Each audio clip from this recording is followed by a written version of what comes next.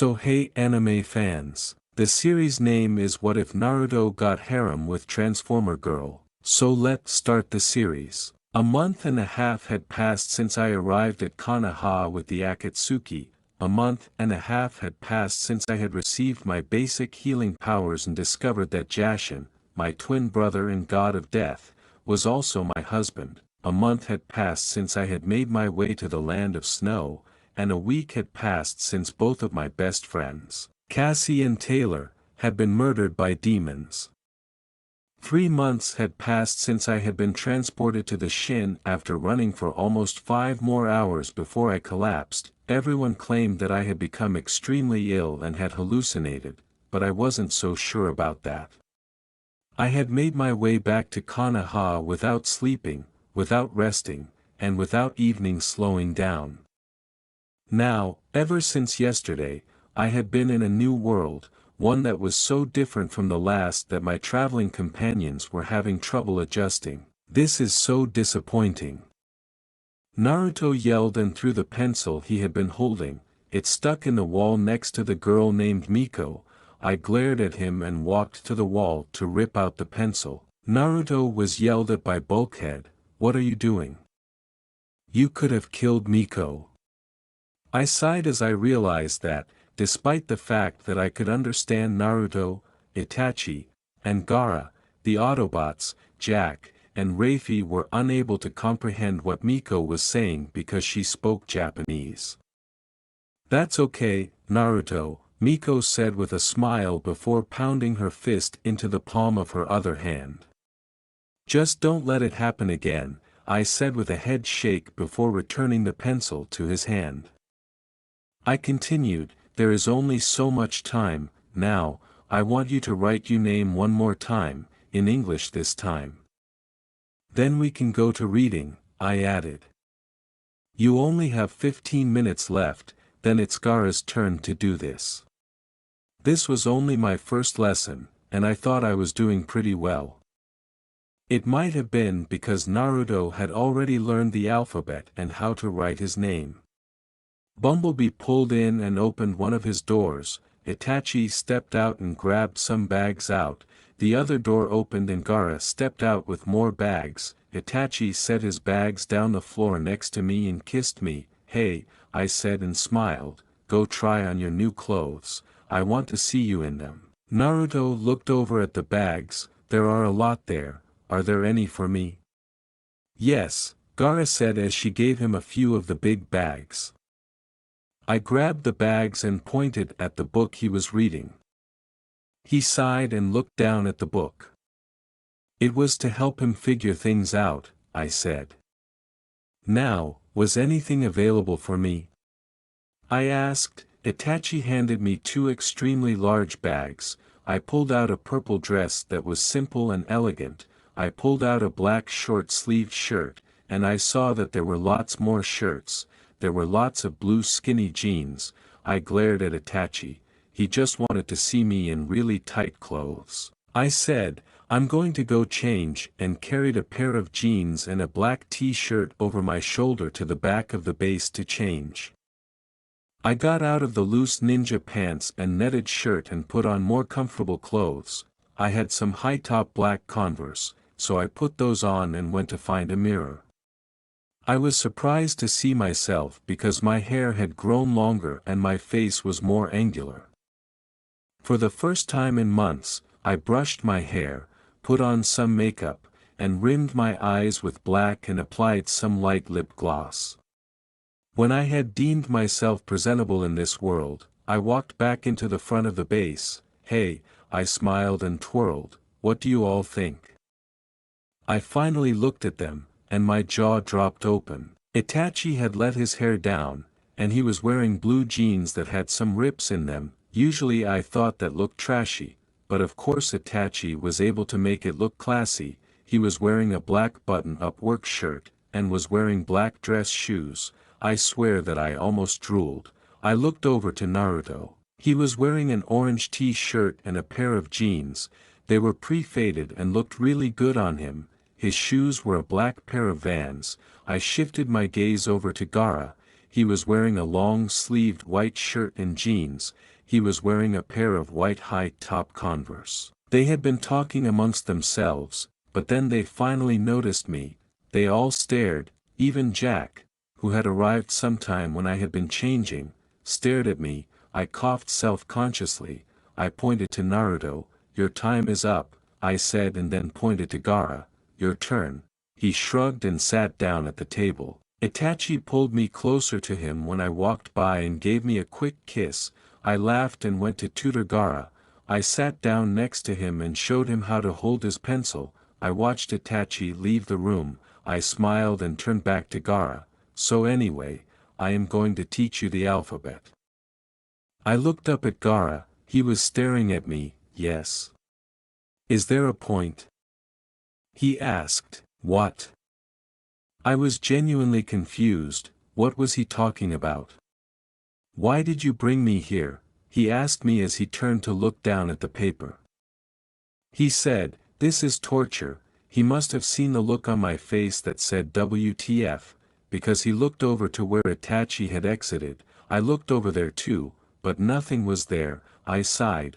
Gaara had supposedly fallen for me on my birthday. I struggled to find the right words. "Well, I just don't think that the Kazekage should want anything to do with me. I'm not really good enough," I sighed. That had come out all wrong, but oh well, I was hoping that this would make him see the light. "Listen, Gaara, I think that there are so many more girls out there that would be better for you. I don't think I am." I gulped nervously and looked down. I picked up the pencil and tried to continue teaching. "So anyway, this is the letter A." Gaara scooted closer. And closer. Now he was so close that I was almost sitting between his legs. I tried to continue teaching. "This is the letter B." My eyes widened when he wrapped one of his arms around me and took the pencil with the other.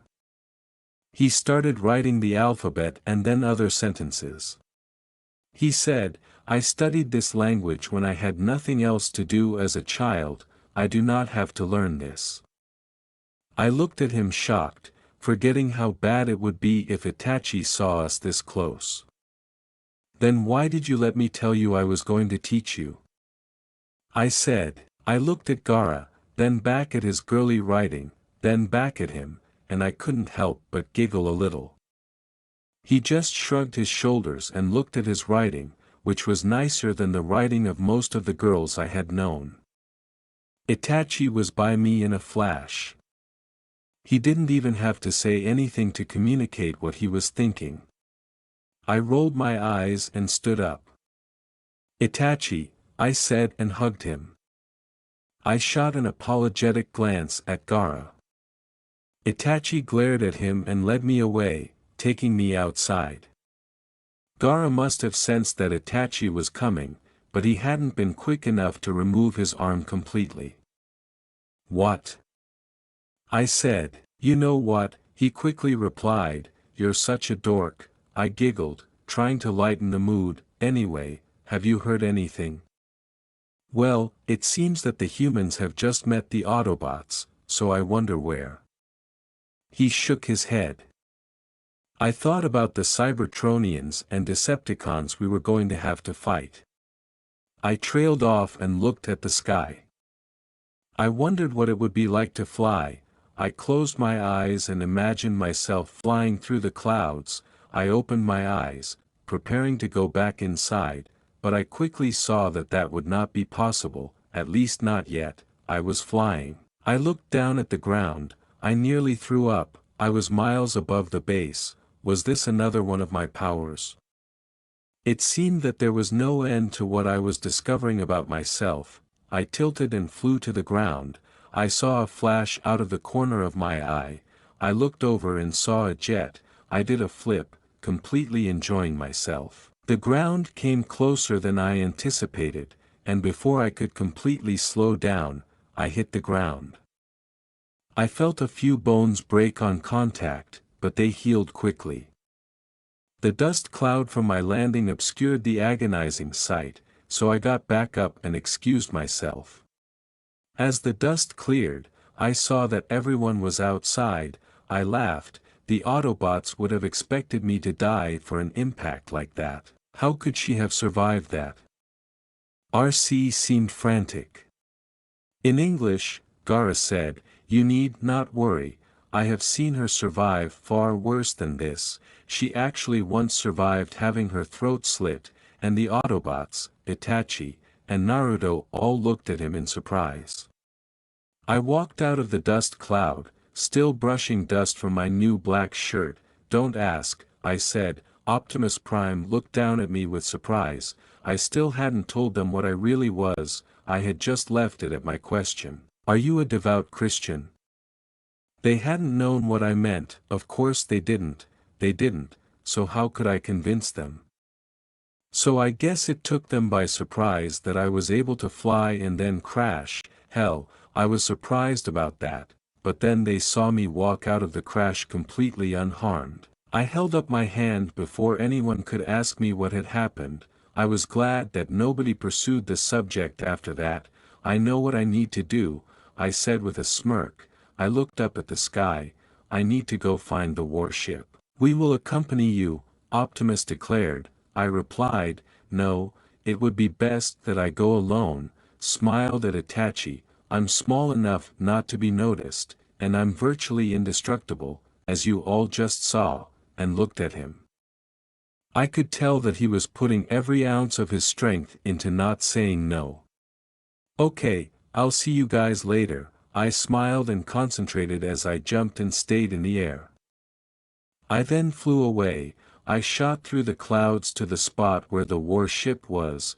The large Decepticon vessel loomed in the distance. I bravely flew to it and landed on the top of it. I jumped to the door and quietly slipped in when a Decepticon stepped out. I made my way to the control room and slipped in. A purple glow filled the room. I looked up and saw a large purple crystal in a glass container. Starscream and Megatron were standing in front of it. "My liege, I must report something of great importance," Starscream said. I rolled my eyes at his wordy language. "What's it about?" Megatron sounded annoyed. "I saw a female human," Megatron asked sarcastically. "Yes, because that is so uncommon on this planet. How is this important?" Megatron was intrigued when he heard. "She was flying, without the use of any devices. I came here immediately to tell you, my lord." So it had been Starscream that had seen me. He was the jet that I had seen in the sky. "You moron! Why didn't you capture her?" Megatron yelled. He looked like he was about to rip Starscream's head off. I took this opportunity to sneak around them and jump up onto the platform that had the container of dark energon. I walked casually in front of them and leaned against the glass. "So you were the jet that I saw?" I asked with a throat clearing. I said. Megatron ordered Starscream out of the room, and the large aliens' heads turned to face me. "Who do you mean?" Megatron growled. "My name is Alexa," I said as if it was the most obvious thing in the world, "and before you ask, no, I am not from this world, and no, I am not human." I smirked at him. "At least, not anymore." I sighed and stood up straight. "I will ask you the same thing that I asked Optimus. Do you believe in gods?" Megatron didn't say anything. I looked up at him. He was so much bigger than me that it was making me uncomfortable. A sudden idea came to me. "Can you stand back?" I jumped from the pedestal and reached inside his mind, where I saw his life force. It was a light blue color. I left his mind and reached inside myself, where I grabbed hold of my own life force and changed its color from pure gold to gold with spots of light blue. I retreated outside of myself again and felt myself changing. I looked down at my body. I looked like RC, but I was gold and blue. "How did you do that?" I was peering up and down at Megatron. "Do you believe in gods, as I already asked you?" I waited for his response, do you think you are one? I nodded in response to his inquiry. If I may ask, what are you the goddess of? Everything. I was born a human, in a different world. I smiled at the look on his face. There are many universes, my powers were sealed away and hidden in many of these universes, I have to go look for them now. I laughed as I crossed my arms and shook my head. I am actually the ruler of the gods, if you can believe that, and continued, I already have 2 of the 10, I believe, portions of my powers. This is the second universe that I have visited. It felt strange in this Cybertronian body. Megatron glared at the dark energon, clearly thinking. I reached into the glass container and broke a chunk off. It started to grow and multiply while I was touching it. How are you doing? I told you, I am the ruler of the gods, and therefore am the most powerful being in all of existence. I hated using that card, but I had to get this guy on my side. I smiled. Well, not right now, but soon. I set the now large chunk of dark energon on the pedestal when it got too heavy to hold. Could you call Starscream back into this room? I kind of wanted to meet him. I grinned and blinked. The light shining off of my gold was blinding. Megatron called one of his underlings and had him fetch Starscream. That must be nice. Megatron eyed me. What are you talking about? He stated, I thought of Naruto and his English lessons, having people do what you ask without arguing, and Starscream entered. You called, your lady. He bowed. He looked at me oddly. What happened to that human? I laughed at him when he asked, I'm kind of disappointed. Do I really look that different? Starscream's eyes widened when I said, he said, that ugly human form was really you? You look much better. He stated. My eyes narrowed. Ugly? I transformed back into a human. I jumped and hovered in front of his face. Ugly? I yelled at him and punched him. Despite my small stature, he still fell to the ground and shrank away from me. Are you even aware of who you are speaking with? I was pissed beyond words. Maybe you should experience life as a human, He shrank before my eyes and lay there panting. As a human, he looked to be in his mid-20s. His blonde hair reached his shoulders. Fortunately, he was wearing clothes. He stared at me in horror. His eyes were gray. He had a thin, long nose. I lifted him up by the front of his shirt. It was the color of Cybertronian's life force. I turned it to white. Never call me ugly again. You are allowed to have a doctor in the room, however, if one is not within a reasonable distance of you or you cannot afford one, know that you are epically screwed and will probably die. Do you understand what I just said to you, moron? If you do, I can and will use it as an excuse to beat the living shit out of you. He shook his head. I sighed. Fine, I'll dumb this down just for you. You call me ugly again, and I will not hesitate to kill you. I let go of his shirt and threw him to the ground. Know this, Starscream, I am not in the best of moods and I probably won't be ever again. I watched as the 2 very best friends that I had were murdered in front of me.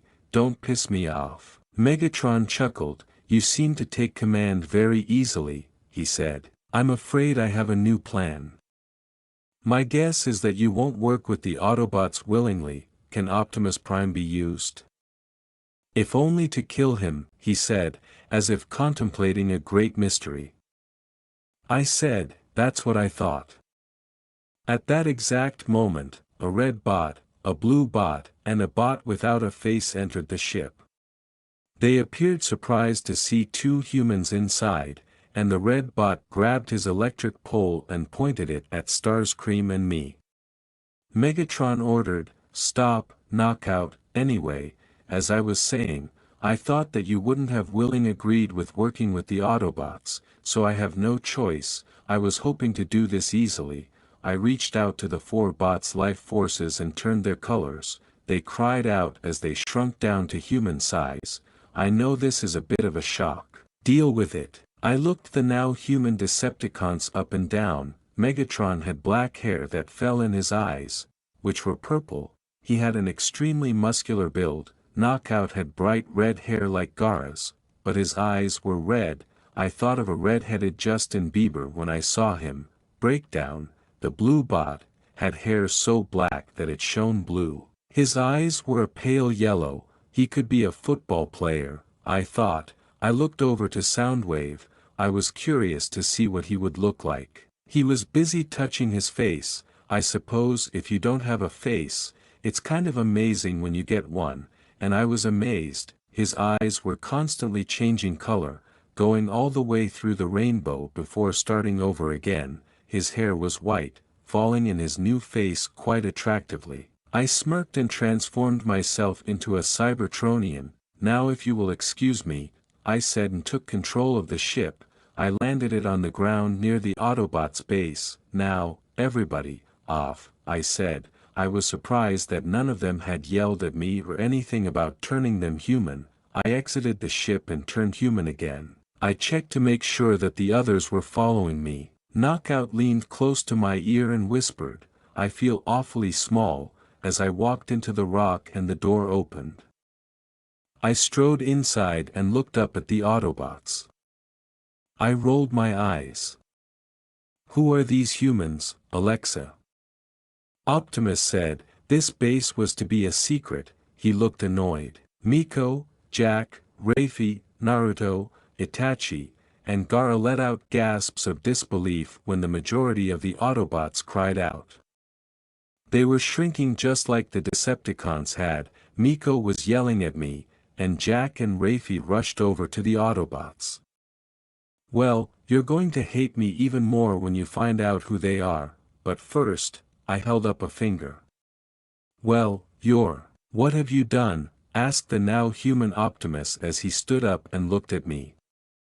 He stated, "Turned you into humans, obviously." I smiled. Optimus was tall and muscular, with blonde hair and blue eyes.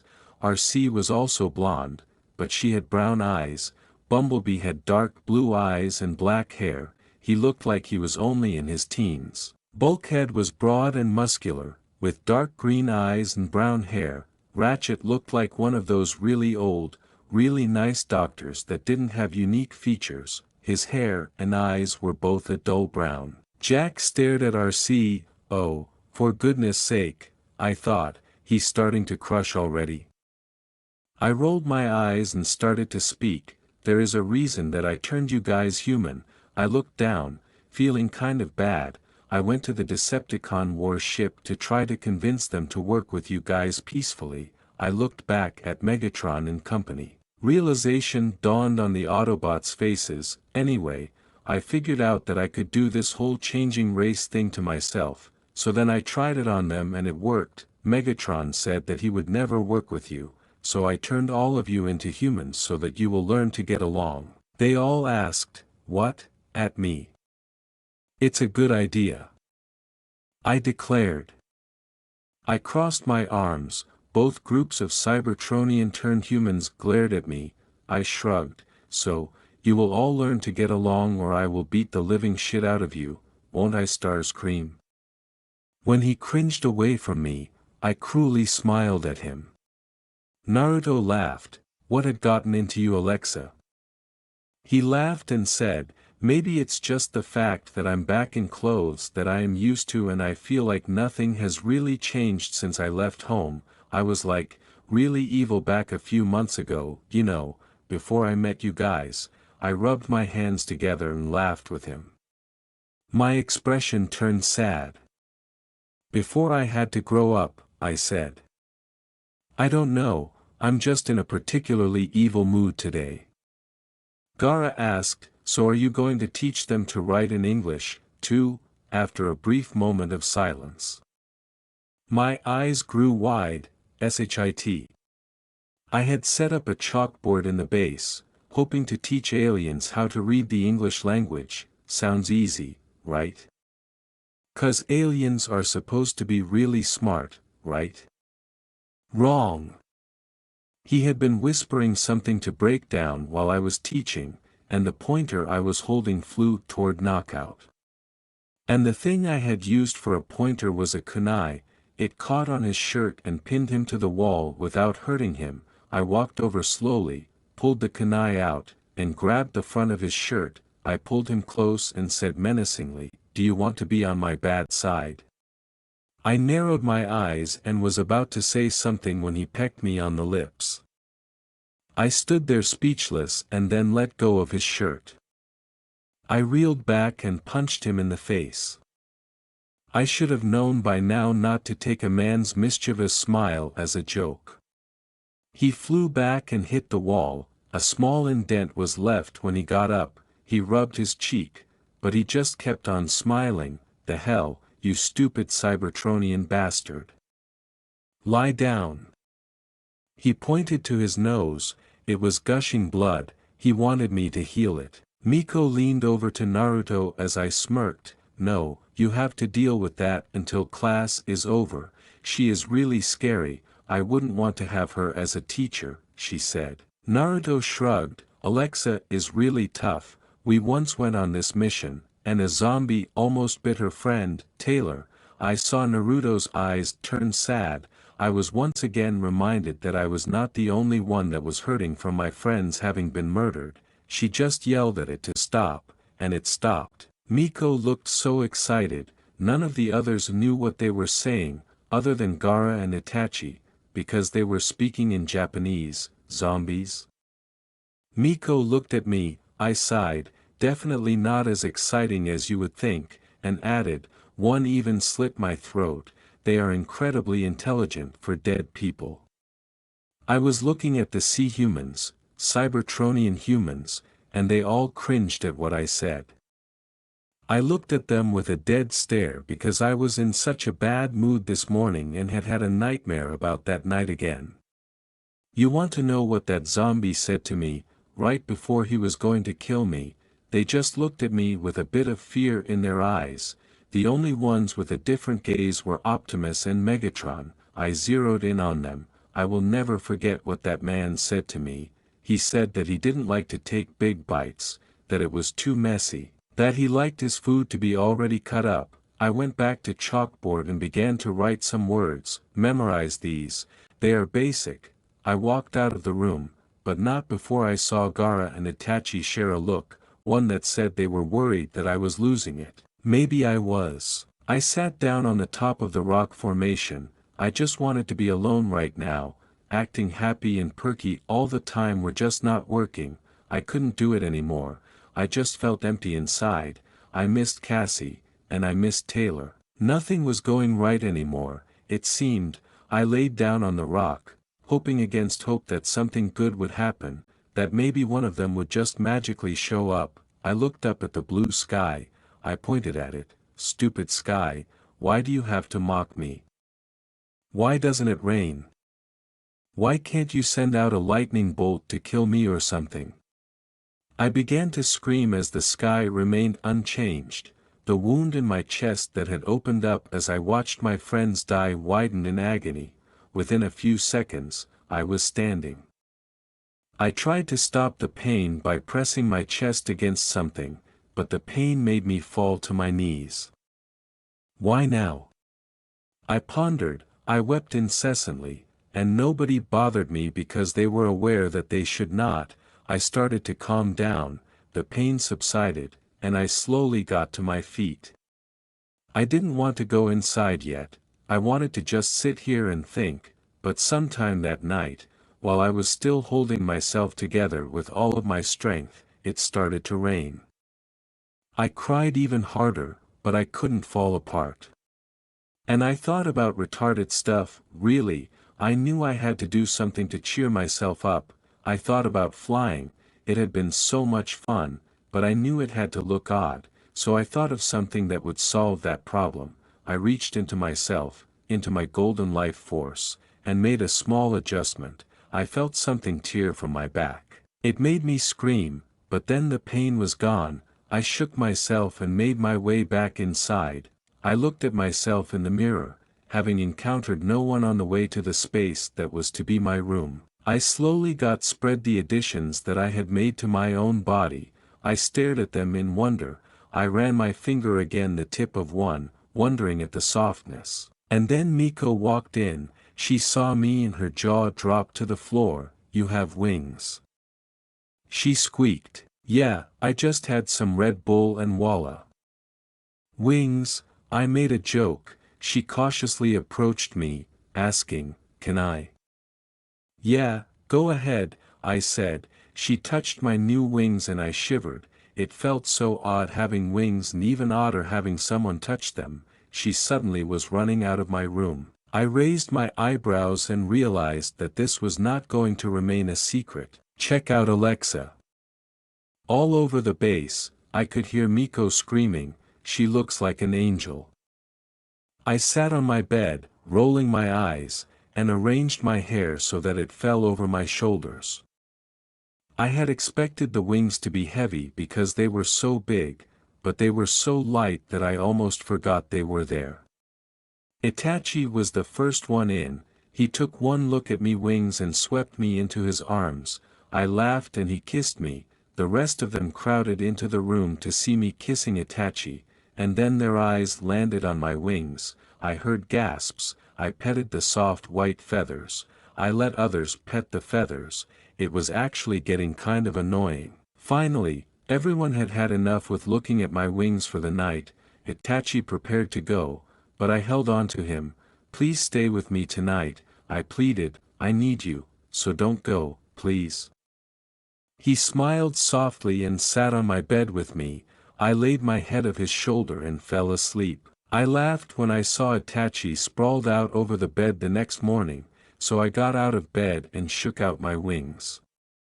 I still found it odd that I had done that to myself, but they looked really pretty.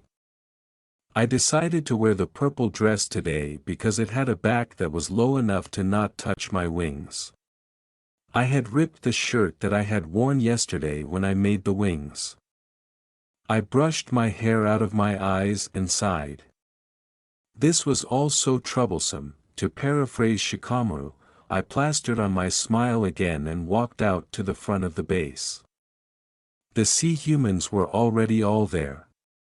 I gathered that they had studied the little booklets last night because they were reading little books now. I straightened my hair and made myself presentable, which made me feel better all around. I decided, that's enough, as long as you guys understand the basics, now you can appear like real humans. I laughed at the Decepticons' expressions of disgust, and I was disappointed that the two groups still refused to interact with one another. Rafie, Jack, and Miko were all gone when I noticed them. "Where are they?" I asked.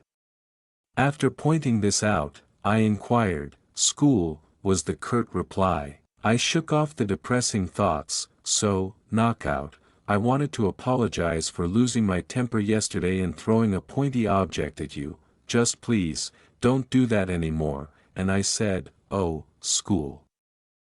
I was floored by something so simple. I realized I had missed school. He said in a mumble, "Now it was time for me to pull out my new idea. I have decided that, to help you all adjust to becoming human, you will all get girlfriends." I pointed to them with a sickly sweet smile on my face. "And you will do this without complaining." I laughed at the shocked look on their faces. "You have Knockout to thank. He gave me the idea when he decided to give me a little kiss yesterday in class." My wings fluttered and I turned to leave the room. I saw 7 of them turn to Knockout with murderous intent in their eyes. Megatron and Optimus were still staring at me in disbelief. I motioned for them to follow me. "I wanted to see how both of you were transitioning," they said as they sat cross-legged in front of me in the weapon room. I would not expect my captor to be so polite to me. Megatron glared at me with a sarcastic tone. "Captor?" I said, "Is that how you think of me?" I took a deep breath and said, "I can and will restore Cybertron for you guys when I am able to. It is completely within my powers to do so. All you have to do is cooperate." I thought about this for a few seconds. I'm sorry, I just need help with what I am doing and I needed both of you to do this. This isn't permanent, I swear to you. I just need you to get along long enough to help me, and then you can go back to whatever. I stood back up, letting mull over my words for a bit while I went to check on the others. Alright, that's enough, I said quietly. I held out my hand and said one word, stop. They all stopped fighting and looked at me. I could tell that they wanted to start fighting again, but my command was holding them back. I gasped when I saw the full-on fight that they had all gotten into. It was Decepticons versus Autobots. I took a deep breath and let it out slowly. This was going to be difficult. I looked each of them in the eye before asking, "Do you understand?" as I lowered my arm and shook my finger at them. "Never fight again," I said in the authoritative goddess voice. "You will get along, and you will never lie again." I asked them louder, "Do you understand?" because they didn't respond. I sighed and looked at them. I turned away. I wanted everyone to get along, and you all will get along. I cannot afford to have my people going against each other. They all said yes, seemingly against their will. Itachi walked into the room. His hair was messy, and he looked tired. So, did I miss anything? Tensions were high. That was the only way that things could be put. Well, not really, but that was the nicest way of putting it that I could find. There was so much that just caused my blood pressure to skyrocket. I swear that I was going to pull all of my hair out by the end of this. And it had only been in this last week that things had gone downhill. A week ago. So, did I miss something? I laughed as Itachi asked and yawned. He seemed to be getting better at communicating with others and loosening up. I looked back at the others. On one side, I could see that they were apologizing, but on the other, I could see that they were planning retaliation. Well, all except Soundwave, whose expressions I couldn't always tell what they were saying. Then again, he probably didn't even know how to arrange his face in the emotions he was trying to portray. I mentally shuddered. I ordered them not to fight anymore. I whispered so subtly that he had to use his ninja ears to hear me. They have been at this war for thousands of years. I don't think that they are happy about some little girl coming in and ordering them around. I grabbed his arm and leaned in. What do you have planned? I mentally made a note to figure out how to improve my hearing when he whispered back, slightly louder than I had done. Well, I just have to get past this initial phase of them hating me. This could take a while though, I replied quietly. I didn't know what they were planning on doing to exact revenge, but I didn't have a good feeling about this. I glanced over and saw that all of the others had dissipated throughout the base and were sitting there on their own. Knockout and Breakdown were both glaring at me. I gulped. Present time. That was the last straw. I just wanted to scream. Who the hell had given the Decepticons turned humans the idea of setting a goddamn pie in the doorway so that I would fall on me? I brought a section of my hair up to my face with my upswing. Damn, coconut cream, I murmured, not letting my angry side out. This was a contest to see who would break first. I would not. I wiped the white substance out of my hair and took a deep breath. 1 week of constant pranks, really immature guys, I said. Letting whoever had pulled this prank that they were basically caught. I heard some laughter and immediately pegged it. Damn it, Knockout. I yelled insistently. Naruto and Gaara were out on scouting missions. Itachi was on internet patrol looking for anything that would be of interest to us. The normal humans were in school. Megatron turned a corner and saw me. He appeared to be about to laugh, but fortunately, all he did was smile at me. If he had done anything else, I probably would have had to do something drastic. What? I snapped. This look suits you, he said sarcastically. I narrowed my eyes, and faster than his eyes could follow, I pulled a chunk of the coconut cream pie out of my hair and flung it at him. It hit him in the face, he froze, and the crust slid down his face, and he wasn't smiling anymore. Yes, I could say the same for you, I laughed as I continued to remove sections of my hair. After removing a particularly large section, I paused to consider before throwing it out into what seemed to be nowhere. I heard a grunt, and Knockout emerged from his hiding place. I laughed. I looked up to see Megatron holding a second pie tin and gasped, "You stupid alien, you," as something softly smashed into my back of the head. I yelled, "You were in on this the entire time." I made a mock sad face and turned away. "So, boys, how is the search for girlfriends coming along?" I thought to myself and grimaced at them. When I saw their helpless expressions, I knew I had hit a nerve. I started to laugh, but what seemed like an earthquake stopped me.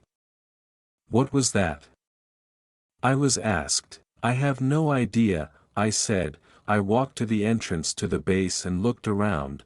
I didn't see anything. Scratch that, I saw a white vehicle approaching. I squinted my eyes and saw that it was Jack and his mom. As they came closer, I saw that they had panicked looks on their faces. Suddenly, Naruto and Gaara were back, standing in front of me. "Some of the enemy has been spotted," Gaara said casually. I made a strange face at him, hoping that he would clarify. Naruto was acting like this was actually a big deal. There were a lot of them. They looked about as powerful as the ones that took over Konoha. I understood then what was happening. "Demons," I hissed, going immediately into warrior goddess mode. "How many would you say there were?" Naruto looked lost as to this question, but luckily, Gaara started to speak. "There were about 100 of these enemies, not enough to overwhelm us, it appears, but enough to make it difficult for us to win. They are about 5 minutes away, coming from Jasper." That was when Jack and his mom pulled up. Finally, Jack got out of the car and ran over to me. "What are those things?" he said and glanced back at where he had come from. I saw in the distance that there was a large black horde of demons coming our way. Jack's mom got out of the front seat and the 2 back doors of the car opened too. Miko and Rafi stepped out too and ran to me too. Jack's worried mother stated, "School was let out because of some threat, and we got out just in time, before those things attacked the school." As I watched the horde approach, I sighed, "Those things, those are the things that will kill without a second thought, or even a first, really, demons." I got rid of the wings I had made before and jumped in surprise when Itachi appeared. He threw me my purse, and I grabbed it out of the air. I dug through it and pulled out 14 of the little black diamonds. I tossed one to each of the normal humans, then I thought about it and threw one to each of the shinobi. "What are these?" Optimus questioned me. "Those are made of the life force of demons. In essence, you are holding your own personal demon. I don't really know how they are supposed to be used," I said as I looked at the horde. I could now see the people in the group. The 5 minutes were almost up, so I reached into my mind and found the life force of a few of the demons. I was happy to see that I could kill more people with one blow now that I had a little bit more. 6 of the demons fell when I clenched my fist. Their companions didn't seem to care about them, and their bodies were trampled. Their black life force flew to me, and I made more black diamonds. When the demons overtook us, I had just finished with those. I glared back at the demons and another 6 fell. Suddenly, a black beam of pure energy shot near my head and I whipped my head around. Starscream was holding the gem between his forefinger and thumb. The gem itself was still smoking from having shot out the energy beam. I grinned and continued making more of the diamonds. I glanced up at the wall of demons and saw that one had a hole through it. It fell and its life force floated over to me. I concentrated with the orbs of energy, realizing that I was not needed for the rest of this battle. I looked up at the diminishing horde and let out a laugh of joy. This had not been too hard, and I had been worried about how this would go. The only issue I could see was, what if I was alone and had no one to protect me? I finished up the last of the orbs and collapsed in exhaustion. The shield went down and I panted, out of breath and in a relatively good mood. So that wasn't so. Miko started, but she was interrupted by a second demon, one we had somehow missed, who rushed her. I knew right away that this thing was much more powerful than the ones we had just faced, so I jumped up and was in front of Miko in a split second. The demon raised his hand, and it flashed with dark energy. I pushed Miko as the energy rushed toward me. The demon had vanished, and the others were staring at the spot where I had been. The next thing I knew, I was above a blackened spot on the ground. "Hey!" I called, but no one looked up at me. I frowned and floated down, landing on the spot's edge. No one looked at me. This was just too weird, so I stepped into the black spot.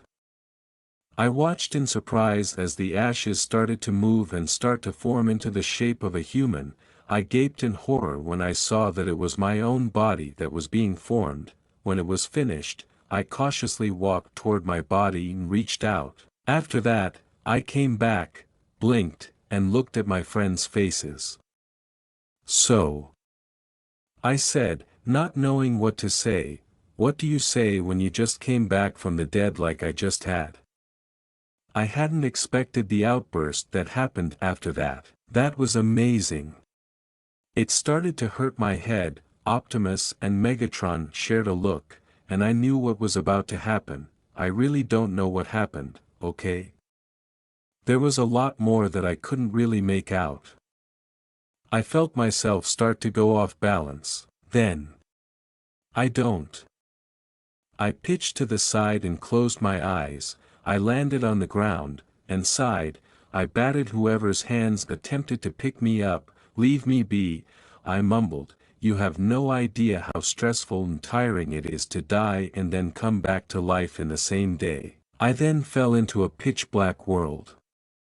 The first thing that I noticed was that I was back in the forest clearing that I had first met man in, the one in my dreams. I looked around and noticed that there were trees as far as I could see except in the very middle, where I was. The next thing that I noticed is that I wasn't alone. I tensed, ready for whoever it was to attack me. They didn't, rather, they spoke, "Hello," and I raised an eyebrow in disbelief.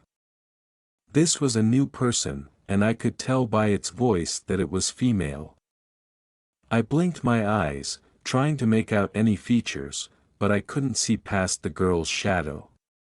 "Oh, it is no use trying to see me right now. Even if I was not hidden, you would not be able to see me. All you would see is a fuzzy blur that would confuse you," the girl spoke. "Well, if that is the case, then who are you?" I asked, truly perplexed. I turned when I saw another flash out of the corner of my eye. Megatron and Optimus were also here. I saw purple and blue eyes meet my own green eyes. I looked around, and the little girl was gone. "What is this place, Alexa?" Optimus asked me when he finally noticed that he too was not alone. Megatron seemed to be awaking from a trance too. "If I knew, I would tell you. This is actually the second time that I have been here," I shrugged. "How came we to be here?" he inquired. I shrugged my shoulders and said, "Well, as far as I can tell, this is some kind of dream world. The last time this happened, I fell asleep, and then I passed out just now and came here." "How can you be so nonchalant about this?" Megatron said and grabbed the front of my shirt. I sighed. "How can you act like this is normal?" He reeled back as if to punch me. I narrowed my eyes and my hand flew to his stomach. He grunted and flew back. I blinked to hide my astonishment and confusion at my own strength. Optimus looked at me with a strange expression on his face. It was a mix between fear and admiration. I gasped when Megatron hit a tree. I ran over to him and helped him up. His wounds from hitting the tree healed instantly when I touched him. "Sorry," I mumbled to him. Megatron dusted himself off and glared at me.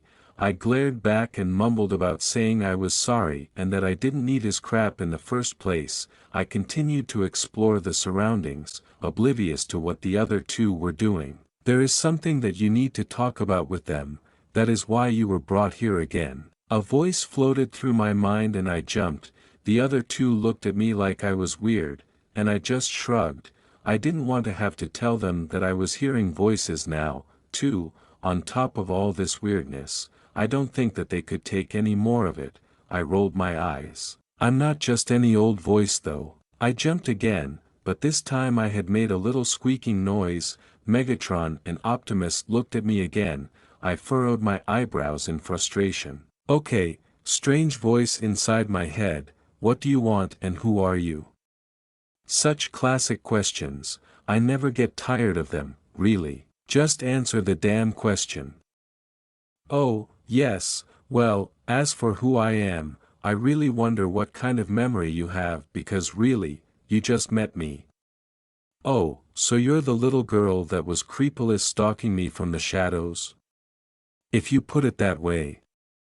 Anyway, I won't tell you my name because I don't want to." "Bitch, never said I was nice, really though, when did your language get this bad?"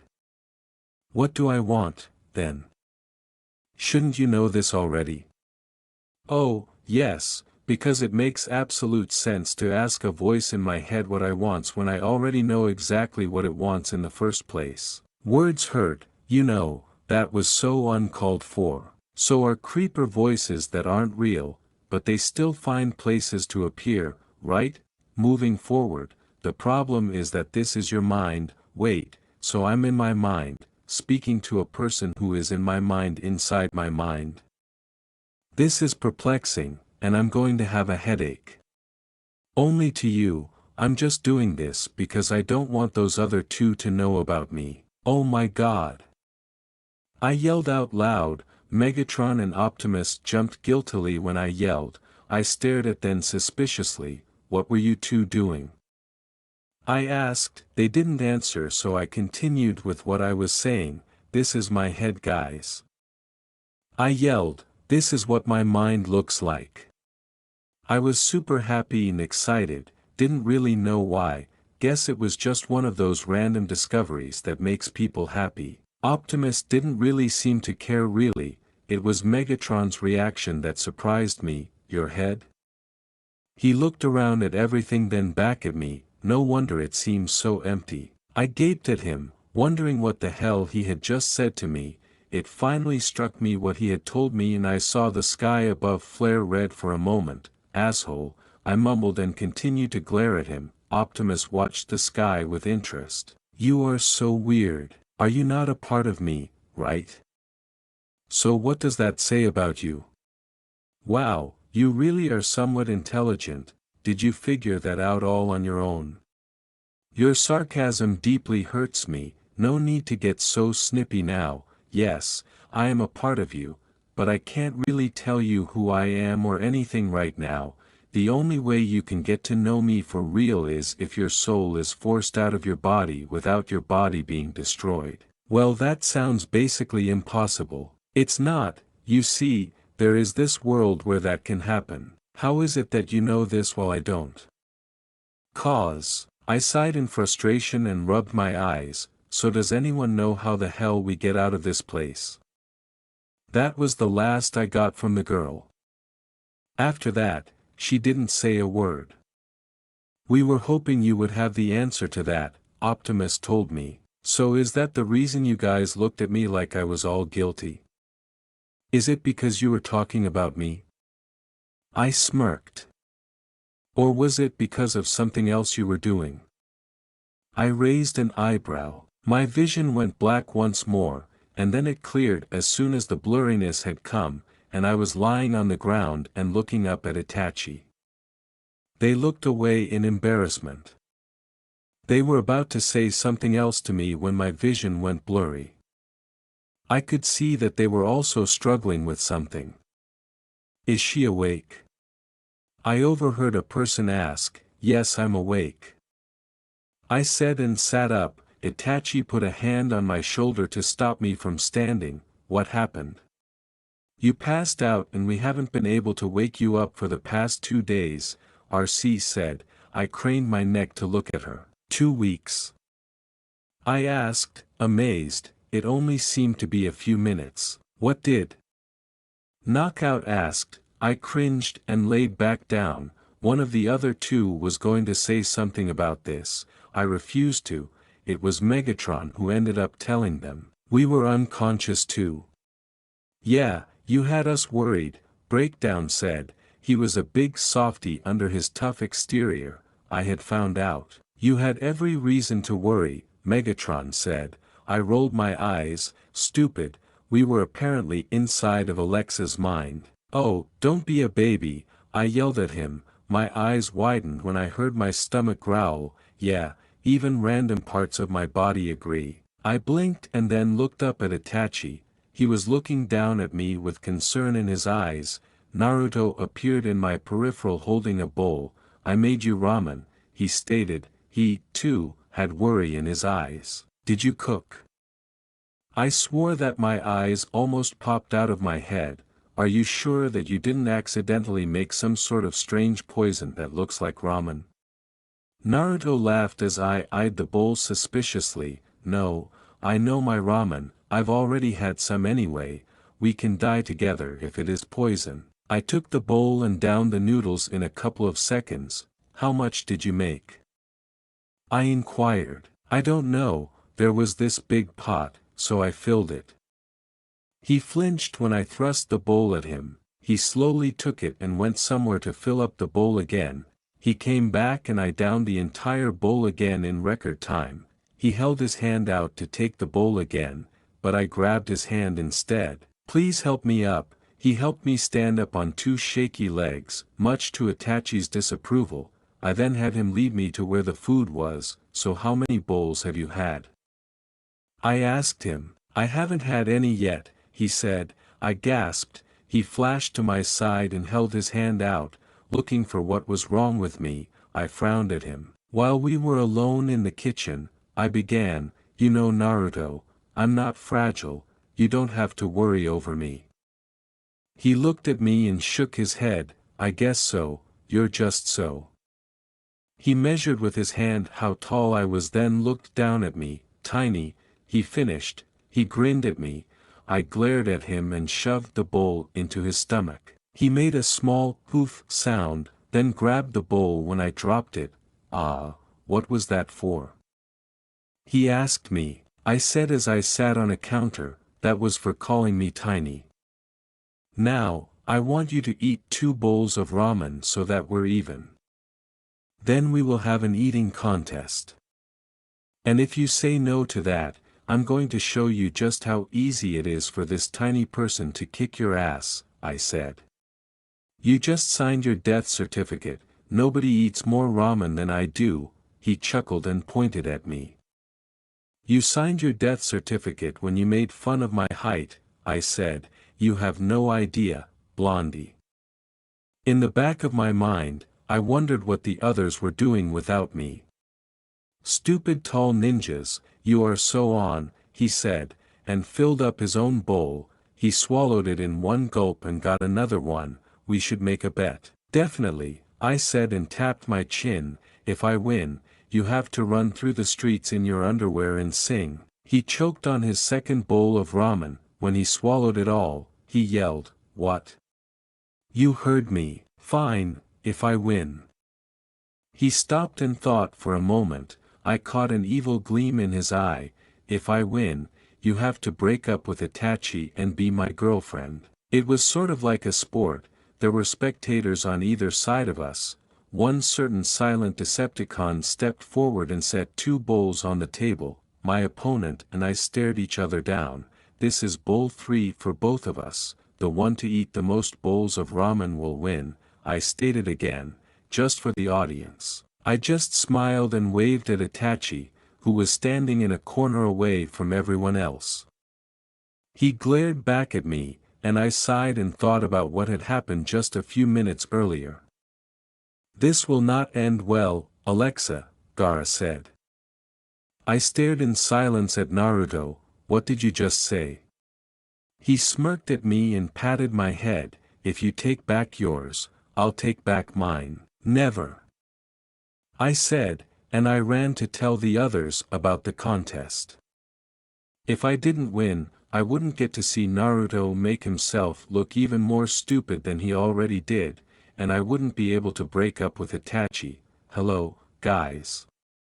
I yelled and waved my arm over my head. I winced a little because I was still a bit sore from lying still for 2 days. Everybody that was present looked at me. I noted that Megatron and Optimus were missing from the group. Naruto and I are going to have a ramen eating contest. Itachi strode up to me and wrapped me in his arms. "I'm glad to see that you are feeling better," he whispered so that only I could hear him. "Well, you might not be so glad once I told you what Naruto and I bet about," I said in a hesitant tone. He pulled back and looked at my face, silently telling me to continue on with what I was saying. "Well, you see, Naruto said that we should make bets, so I said yes. I told him if I win he has to run through Jasper in his underwear and sing." I was silent after that. "And if he wins?" he asked me. In an effort to distract myself, I said, Oh look. A bug." "Alexa," I looked back at Itachi, "this was a bad idea, and if he wins?" He inquired once more, this time letting me know that he would not accept a poor response or distraction. I sighed and looked down at my feet. He said that if he wins. I lowered my voice to nothing more than a whisper, one so low that nobody could hear it. "I have to break up with you and date him." "What?" Itachi put a finger under my chin and raised my face to look at him. "I didn't hear you." "I have to date him if he wins," I said in the same low whisper, but this time Itachi was able to read my lips. He stiffened and I could feel the killing intent coming from him. I threw my arms around his neck and hugged him close. "But it's okay, because that won't happen. I'll win, and we can make fun of Naruto together later, okay?" I rolled my eyes at Itachi for making myself a prize, and I turned to look back at Naruto. "You know, before we begin, I'll give you a chance to give up," Naruto said. "Nope, because that would mean that you would be the winner, and we can't have that, now can we?" "Okay, shall we begin?" I asked with a smile. Naruto picked up his chopsticks and ate the third bowl of ramen. I followed suit. We had new bowls placed in front of us. This was going to be a long competition. When a few more people entered the room, "Hey, I heard something was going on." It was bowl number 10. Miko observed as 2 more bowls were presented to Naruto and me. "Both of them are on bowl number 11 now." Knockout leaned over and said to Miko, "Competition over food?" "Sweet," she said and smiled up at him. I vaguely wondered if something was going on with those two while eating through my 12th bowl of ramen. Naruto was still going strong, and so was I. This was a long competition indeed. I started to slow down around the 21st bowl, which Naruto noticed and ate faster. God bless ninjas and their ability to notice random things. Finally, I had to stop because my stomach felt like it was about to burst. "And the winner is Naruto!" Knockout yelled. I felt an arm snake around my middle. I looked back and saw Itachi.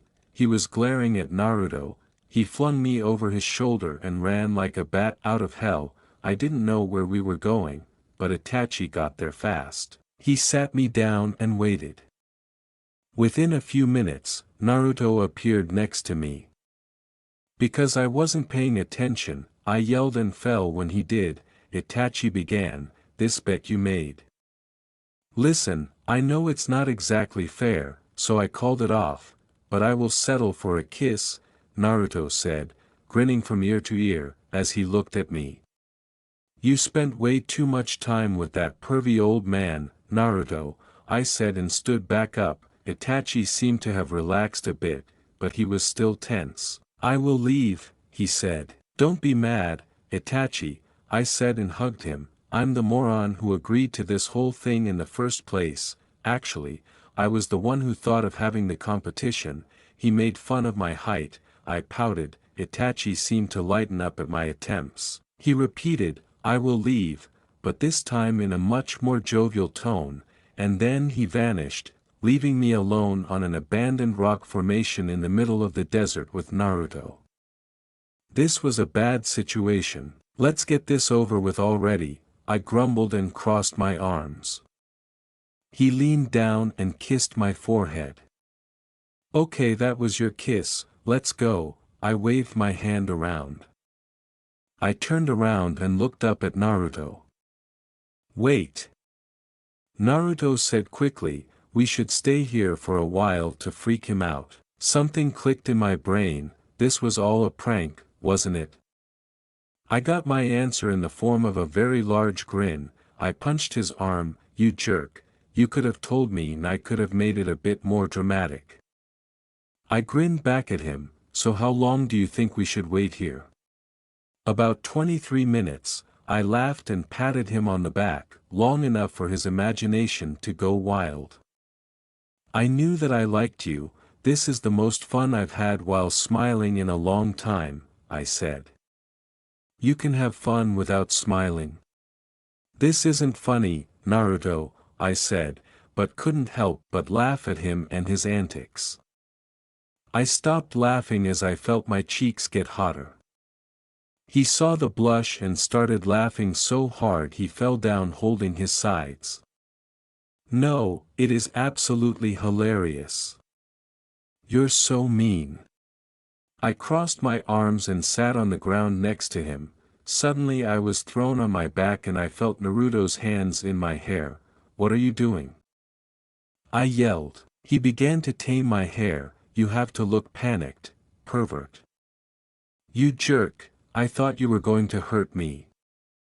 Now that my personal space has been thoroughly invaded, how long has it been? I yelled as I kicked him out of my way. Only 10 minutes. Damn, I rolled away just in time. If you're thinking about giving me a hickey or anything like that, I will personally drown you in a goddamn toilet, you hear? I looked over at him and saw a gleam in his eyes.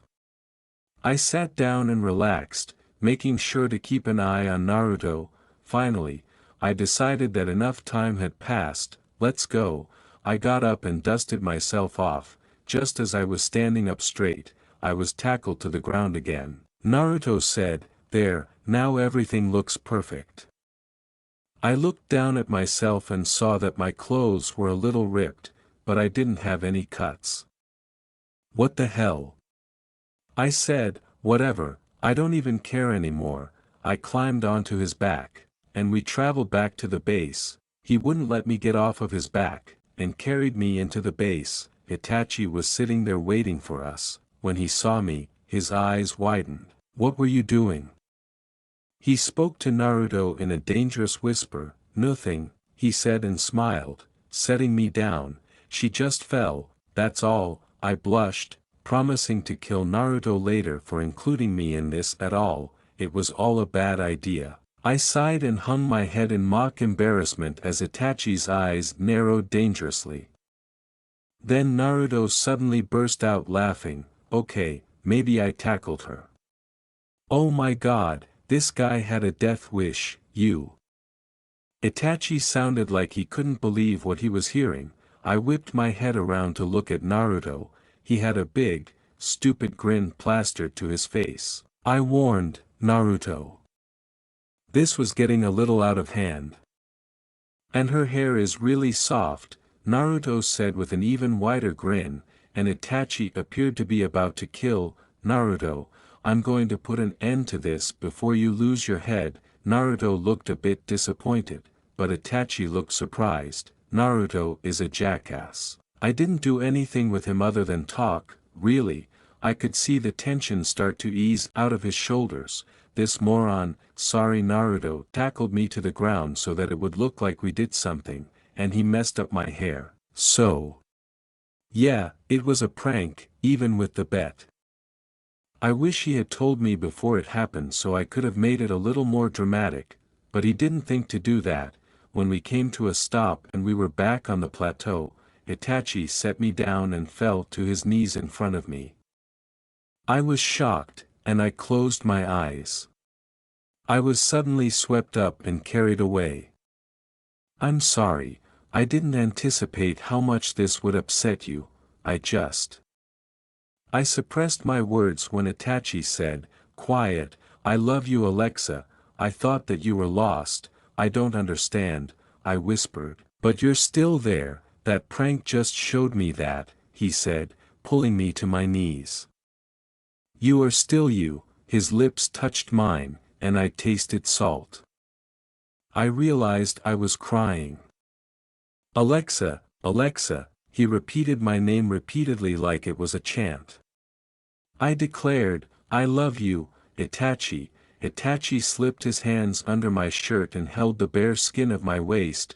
I shivered and pulled him into a kiss. He pulled away after a few moments and just held me. "Naruto is a genius," he said. What? Itachi Uchiha calling Naruto Uzumaki a genius? That threw me off guard. What in the world? He made a brief pause before continuing. He saw that we were growing distant, adding, "And we were, but what he did made me realize that I need you more than I originally thought." I smiled and kissed Itachi when I realized Naruto had done something that took a lot of thought. I also realized it took a lot of courage to stand up to Itachi and risk life and limb. I was lucky I wasn't already on the ground because the weight would have forced me there. I looked around and saw that there was nothing on me, but the pressure remained. Itachi didn't seem affected by it. He looked at me with worry in his eyes. An image flashed in my mind. "He's here," I said and collapsed the rest of the way to the ground. What surprised me, in this clarity that typically only comes with death, was that there was an internal pressure, like something trying to escape me. I realized with shock that it was my own powers that was trying to rip me apart from the inside. It was a crushing weight on the outside, which I had already established. This image that flashed through my mind was one that brought fear to me, something that I had thought that I had long gotten rid of.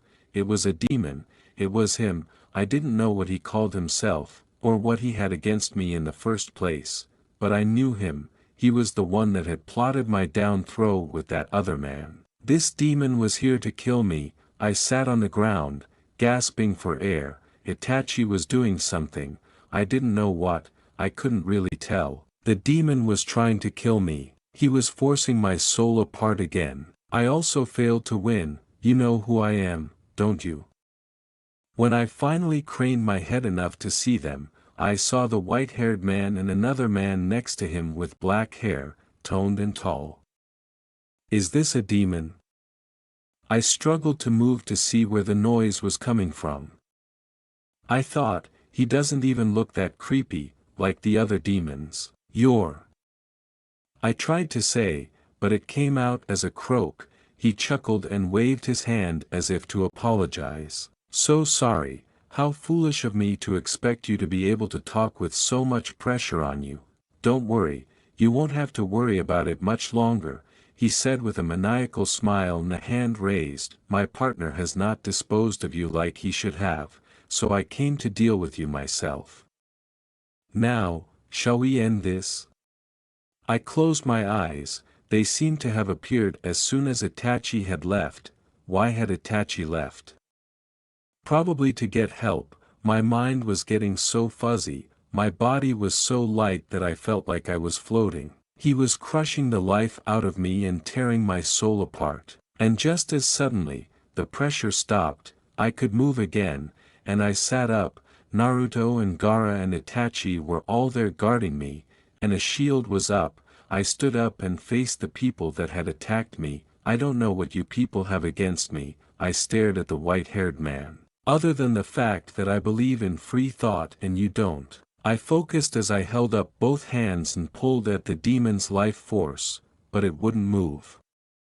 He started laughing. You are little more than human, there are 10 pieces to your soul, and you only have the first 2, do you really think that a human could defeat me? I don't really remember who you are, I said to him. Everybody knows me, I am the Lord of the Demons, I am known as the General, but I am most widely known as Satan, the creepy smile said after a brief pause. Holy shit, I'm up against Satan, I said as my eyes widened and I palmed my face. Good, you are a fast learner for a complete moron, he said. I rolled my eyes and placed a hand on my hip. I grabbed a couple black diamonds out of my pocket and held them in one hand. A black laser shot out and hit the white-haired man on the shoulder. He winced as a second one shot out and hit the demon. As it appears that these foolish humans would protect you and waste my time, I'm leaving. Oh, so I'm making your life difficult by exercising my survival skills and wanting to live? Precisely, he said, adding, oh, and by the way, the next part of your soul is somewhere close. I want you to be a little bit more of a challenge, and the next world we meet, do not bring those pathetic humans, they would die as soon as they stepped foot there, almost as if it were added as an afterthought. Precisely, I stared in stunned silence. This guy was hoping for a fight, not a slaughter, so why was I doing this for him? Because I was also doing it for everyone else. Where? I asked him. He knew what I meant. Close and soon, he said, and the man with the quiet white hair also vanished. I sighed and collapsed from exhaustion as the shield fell. Now I know who the hell I'm up against, at least, I thought to myself. Bad choice of words, Alexa, Naruto stated. Yeah, just a bit, maybe. I sighed and sprawled myself out. I could still feel all of the internal damage I had taken healing itself, knitting itself back together.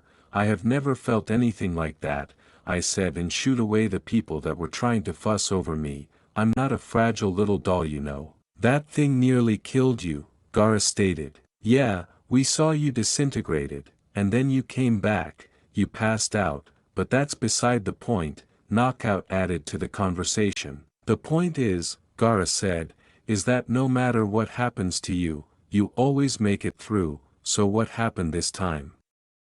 I think that that is the longest speech that I have ever heard you utter, Gaara, I said, trying to lighten the mood, but to no avail. Fine, I sighed, the force wasn't just physical for me, that guy was genuinely trying to murder me, he was ripping my soul apart again. Then why are you lying on the ground? Knockout asked me. Because, dumbass, my soul is still trying to heal itself from nearly being shredded, I said as I finally stood up. What do you think he meant by soon? I would be sore for a few days, but then I would be fine. I asked. Nobody answered my question as we made our way back to the base. Itachi held my hand and wouldn't let it go when we made it back to the base. Ratchet was standing at his computers and looking quite disturbed. Optimus was standing next to him, his face less expressive. It seems that we have disturbing news, he said. What?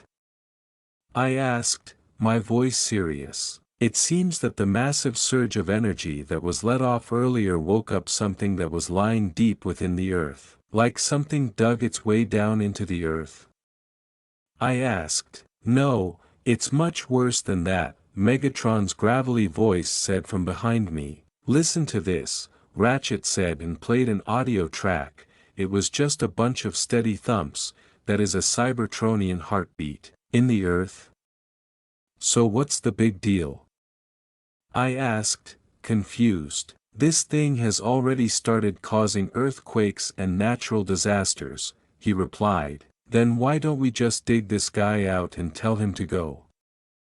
Naruto asked, surprising me, he genuinely cared. That is what is bad about this, Optimus said and motioned to the computers. For some reason, we think that this thing didn't burrow down into Earth's core, it is the Earth's core. And if we move him from where he is now, the Earth will collapse on itself and human life will cease to exist, I said, putting the pieces together. The only option there is, really, is putting this guy back to sleep. I guess when that demon said that the opportunity to get some of your powers back would come soon, he wasn't kidding, Naruto said and raised an eyebrow at me. So what do we do? I asked. We need to be in our original forms, the matrix of leadership should help us, this thing is actually Unicron. Okay, if that's what needs to be done, I said reluctantly. I closed my eyes and reached out to all 10 of their life forces, I returned them to their normal colors and retreated. I opened my eyes and saw all of them growing and twisting. So what has to be done? I heard Naruto ask. Itachi and Gaara were standing back, nodding their agreement with the question. Optimus stretched his metal joints and said, only us Cybertronians are able to go down there, because there will be no air to breathe for you human. I can come. You can send me right back, I swear. I exclaimed. If it proves to be too much for my body, I exclaimed. Every single person in the room, both human and Cybertronian, let out screams of protest. That is not possible, Optimus said. I stomped the arena and a secular and feel at him. Don't you cartel fucking acquaint me what's accessible and what's not. I accomplished central of me and angry my activity into that of a Cybertronian's. I angry in 2 seconds. Do you see me? I motioned myself. RC looked at me stunned. I shrugged. We did a tending array of alike. The abashed faces of anybody that had not apparent me like this afore was hilarious. I giggled at Itachi's, Naruto's, and Gaara's facial expressions. This seemed to be a little abundant for them. I will admittance this, Optimus said. We charge go now, afore Unicron finds us and attacks. Surely he has acquainted the attendants of Primus on this planet and affairs to clean out what is larboard of his old nemesis. And that would be you, I presume. Correct, Megatron has had aphotic energon run through his veins, so alone he will be able to advance us there. I beyond my arms, this guy was so academic that it was putting me to sleep, and annoying me. I kneeled bottomward and looked at Itachi. I may be gone for a while, so I appetite you to attending out for everybody, and if some demons adjudge to advance you, I appetite you to bang their butts. Okay, Itachi nodded his head. I stood aback. I saw an awesome blooming ablaze actuality casting all forth the room. I looked into the aperture and accustomed myself. I had no abstraction what I was advancing up a join really. Autobots, forward, Optimus commanded. I coiled one aftermost time at the ninjas that I alleged acquaintance and stepped advanced into the bouncing vortex. There was annihilation absolutely agitative about it, aloof a simple airing through a alarming blooming at it really. The moment we stepped through, aggregate took on a amethyst hue. I looked at what we were continuing on, it looked like a aberrant walkway. I looked about me and saw that there were bags of them bulging out in all altered direction. Afresh I looked up. What I saw fabricated my claret run cold. It was a behemothic eyeball, and we were on the central of it. What we were continuing on weren't walkway, these were nerves, and if these were nerves, that meant that the moment we had stepped out of the arena bridge, the sleeping behemothic had noticed our presence. The eye moved, guys. I said quietly. The eye looked around, as if rolling at article edition said, afresh it looked beeline at us, guys, run. I was still attractive up at the behemothic eyeball, panicking, aback RC yelled, what are those things? I aerated my arch about to see what she was talking about. There were insect attractive things headed our way, they all had a accustomed amethyst hue to them. Since we are in Unicron's body, it stands to acumen that those are antibodies that are aggravating to get rid of adopted objects, Optimus said. We charge angle and fight. I coiled my easily around. No, we charge run and fight. if we don't get to area we charge to go, those things will beat us, or one of you will abatement to the aphotic energon. It makes you guys sick, right? Bumblebee beeped what I accustomed as a yes. I nodded my head, Megatron, and I don't accept agitation with that. Those of you that do charge to go on advanced and let me and Megatron do the fighting. Optimus looked at me doubtfully. I fabricated a bouncing motion with my easily to acquaint him to run, and I concentrated on alteration my easily into blasters. I grinned at Megatron aback they afflicted into crazy huge guns. This was aloof too abundant fun to be real. I began to run and shoot at the aforementioned time. I was never a acceptable attempt afore all of this happened to me, so it came as a abruptness aback I was able to hit every distinct one of the antibodies that came my way. I skidded to a arrest aback article fell in advance of me. I adapted my easily aback into easily, confusing, I know, and helped bulkhead up. Is the aphotic energon affecting you already? Yeah, how abundant best do we accept to go? Quite a connected way, I'm afraid. I sighed and brought my accoutrements aback out. We came in through his head, and we accept to get to his spark. I accursed addition antibody, if that is anywhere a breast area a animal affection would be, and I anticipate it is, afresh we accept a long, connected way to go. I can accumulate on going, he answered my bashful question. Are you sure? There are at atomic 10 afar left, apparently so abounding added than that, I've never been acceptable with anticipation distance. I'm sure. I nodded already and connected my sprint. There were so abounding of these antibodies that it was adamantine to accumulate up with them, alike admitting my chat with Bulkhead had alone taken a few seconds. I was already about ashore with how abounding had absolutely to army me. It reminded me of mosquitoes, giant, scary, deadly, amethyst mosquitoes. Crap. I yelled, cerebration that I would accept to alarm for help. A fresh an abstraction came to me. If I could adapt my animal anatomy to accept wings, afresh I could absolutely adapt my Cybertronian anatomy to accept added then aloof 2 blasters. Still blasting, I aloof central myself, that golden-hued apple that was me spun tranquilly on a pedestal. I was aback in the average of the forest, and in the absolute average of the little allowance was my activity force. It's like my apperception was split. I could see myself aggressive Unicron's body, but I was actuality in censor of what was activity on here. I watched as little dejected flecks swirled through the aureate light. This was new. Usually I aloof saw my own activity force as article imaginary, article that helped me change. It had never appeared here, afore me like this. So it seems that you appetite to escape, alike while in the average of battle, the articulation abashed me out of my thoughts. You know, activity alone serves to accomplish me feel added alive. I narrowed my eyes at the character. It was that aforementioned aberrant white-haired man. Why are you here? I said, acidity lacing my voice. Are you aggravating to joke? 'Cause it's not funny. You alleged me here. I don't appetite to be here. I was aloof about to. I don't care. Get out of my head.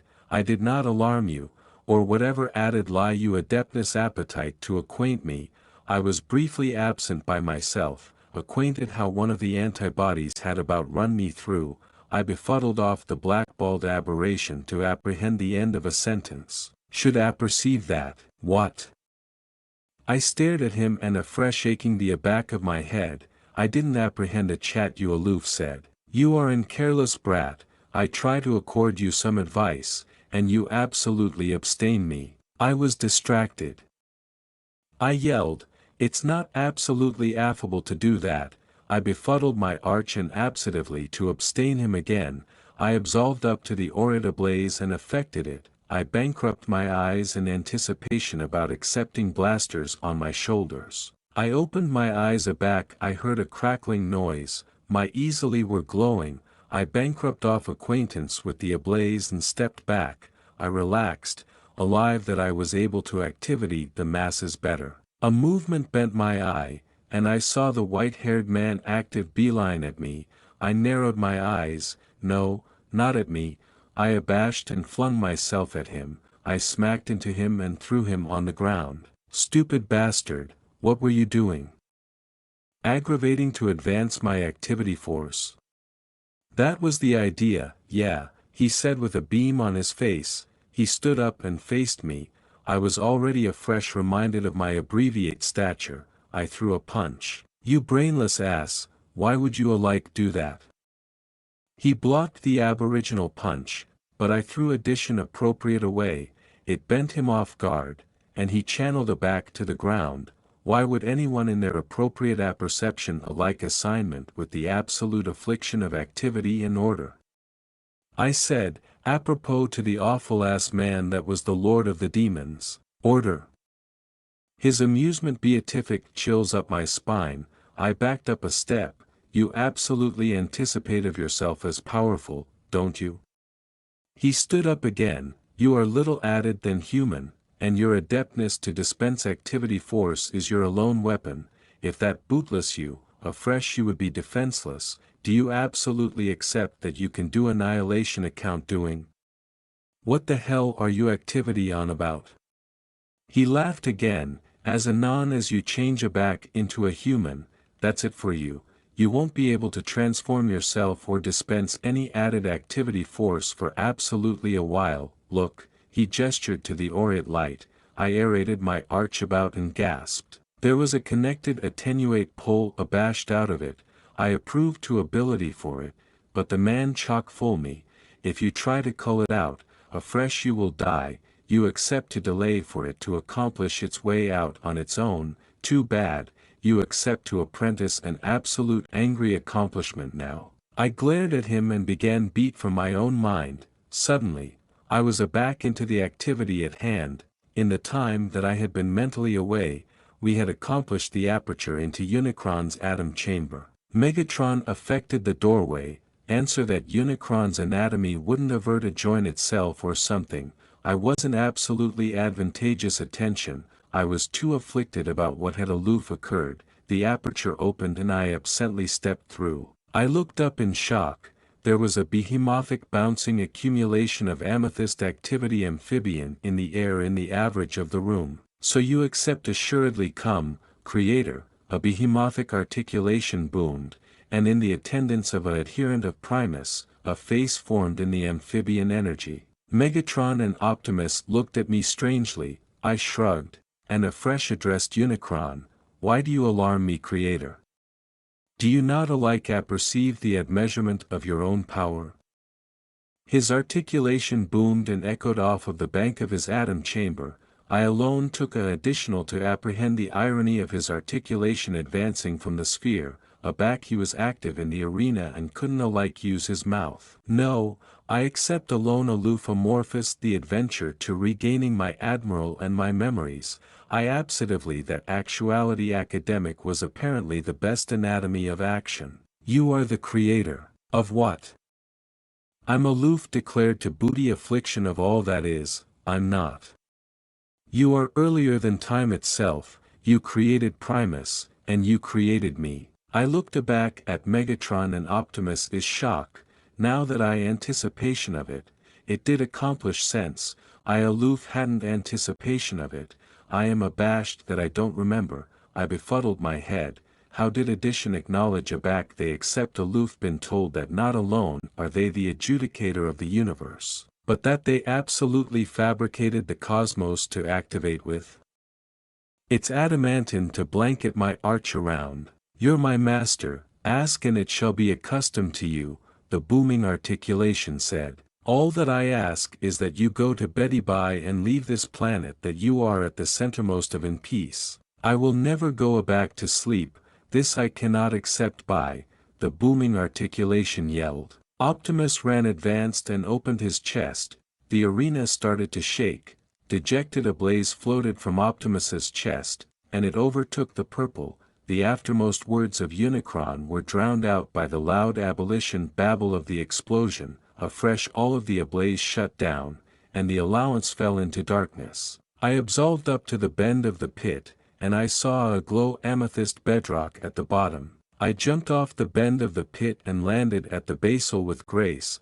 I ran over to the baby amethyst bedrock and bested up. But instead of what had happened after most time, I heard a whispering in my mind. The affair that you seek is not here, to acquisition it, you charge attending into the absolute agent of what you are. Apparently, Megatron had heard what had been said too. He peered over the ancillary and had to footfall aback bound to abstain accepting hit by me aerial up. What do you anticipate that it meant?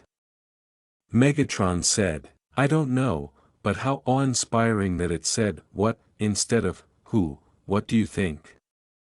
Who is not physical, that abundant I know, Megatron said and looked at the aberrant amethyst bedrock that was in my hand. So afresh may be the actuality that it said, what agency that I was talking about my concrete self, I apparently wouldn't accept anticipation about that. So then, what are you appropriate now? I'm in a Cybertronian body, which agency that? I looked at Megatron and smiled, you absolutely are a genius, you apperceive that, I accept to go to Cybertron. I looked over at Optimus, who was still lying on the ground. He began to stir, and I went to admonition him up. He recoiled from me, and I stepped aback in shock. Where am I? He articulated abundant younger. He spotted Megatron. Megatronies, area are we? Who is this woman? I aerated my arch about to attending at Megatron. He looked at me in shock, as well, when he gave up the ability of the matrix of leadership. My eyes widened alike added than I anticipation that they would any time go. He absent all anamnesis of actuality at prime, didn't he?